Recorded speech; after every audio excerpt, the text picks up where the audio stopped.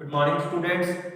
Today we start the chapter number 11th, the Earth and its neighbors. We learn about the Earth and who are the neighbors of the Earth. First is Sun. Sun जो है lies at the center of the solar system. जो हमारा solar system है उसके बिल्कुल centre में ही लाई करता है और ये हमें बहुत बड़ा नजर आता है because of it is nearest to the earth. ये धरती के सबसे ज्यादा नजदीक होने के कारण हमें सबसे बड़ा नजर आता है। कितनी दूरी है सन और अर्थ के बीच? 150 million kilometre. The distance between the earth and the sun is 150 million kilometre. So how many distance between the earth and the sun is that is 150 million kilometre. जो टेम्परेचर है सरफेस पर sun के, the temperature at the surface of the sun is near about 6000 degree centigrade.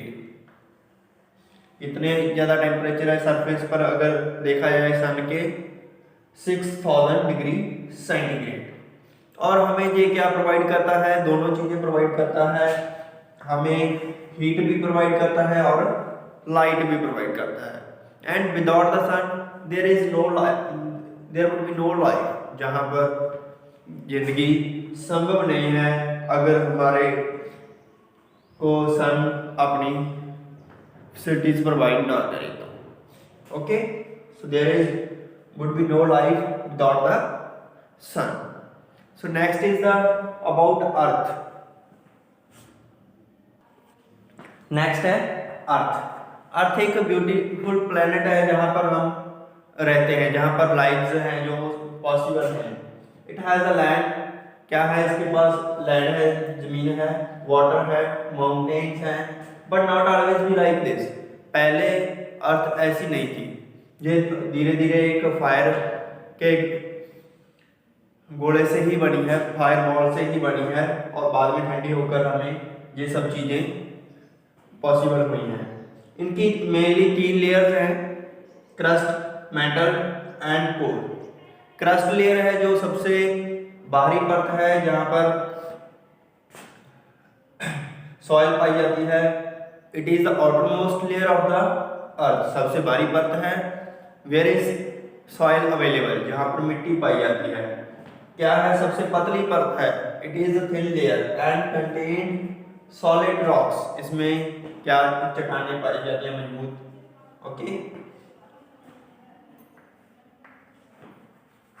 Next is mental.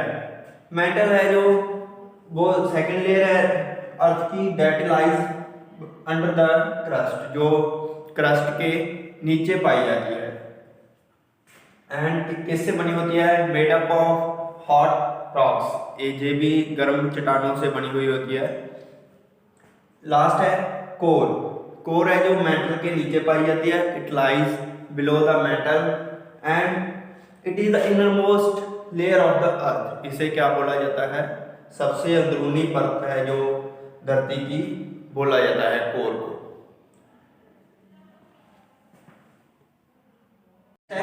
Movements of the Earth.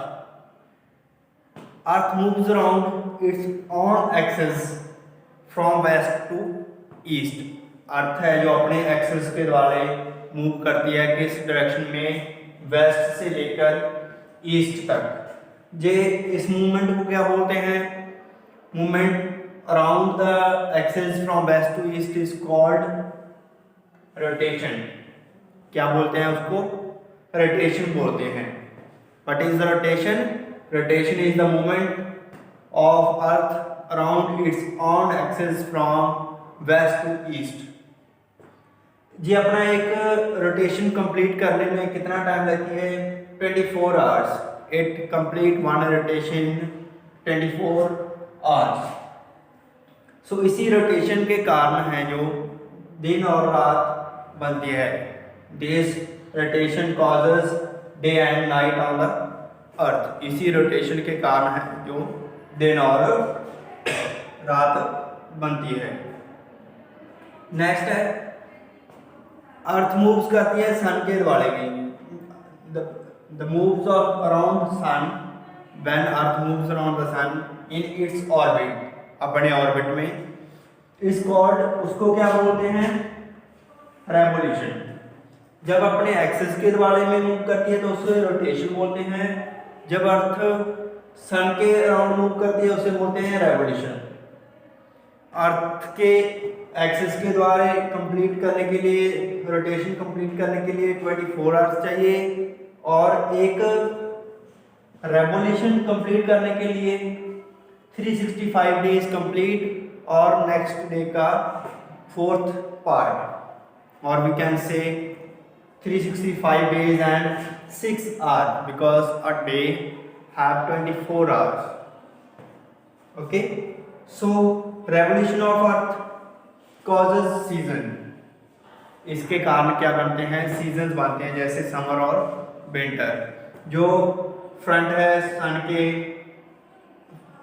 Front है अर्थ का सन के front में होता है, वहाँ पर समर सीजन होता है, और दूसरी side winter season, and same reversal. So ये था about sun and earth and movements of the earth. Next topic we will discuss in the next class. Thank you.